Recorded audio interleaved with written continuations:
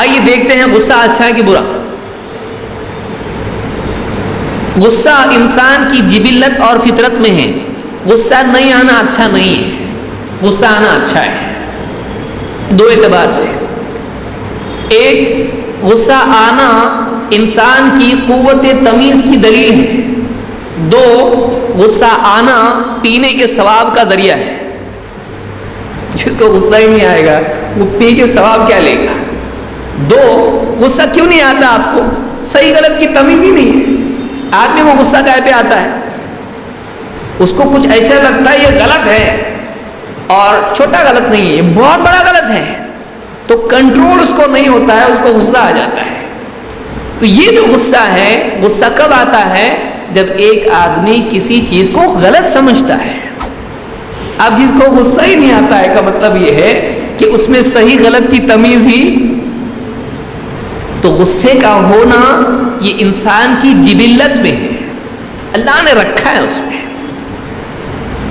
اور غصہ اس بات کی علامت ہے کہ ایک آدمی میں خیر اور شر کی، صحیح اور غلط کی، اچھے اور برے کی تمیز موجود ہے، اور وہ پرسنلی انوالو ہوتا ہے. اس کو اچھا نہیں لگتا ہے برا، اس کو برا اچھا نہیں لگتا ہے تو اس کو غصہ آتا ہے، برداشت نہیں ہوتا اس کا.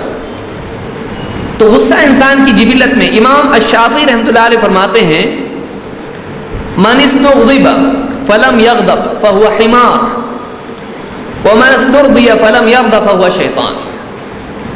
جس کو غصہ دلایا جائے، جس کے سامنے ایسی بات کی جائے جس میں واقعی غصہ آئے انسان کو، اور پھر بھی اس کو غصہ نہ آئے، یہ گدھا ہے.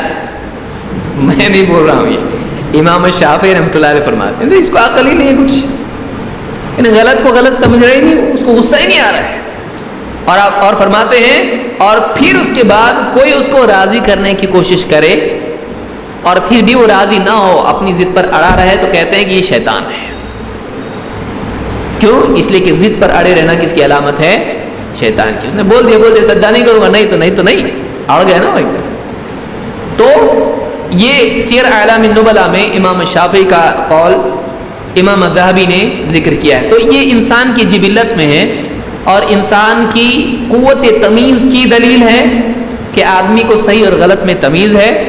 اور دوسرے یہ کہ غصہ آنا خود اس بات کا راستہ ہموار کرتا ہے کہ آدمی غصہ پی کر اس کا اجر حاصل کرے. سبسکرائب کیجئے ہمارے چینل اور دبائیے بیل کا آئیکن تاکہ آپ کو ریگولر نوٹیفیکیشن اپڈیٹس مل سکے.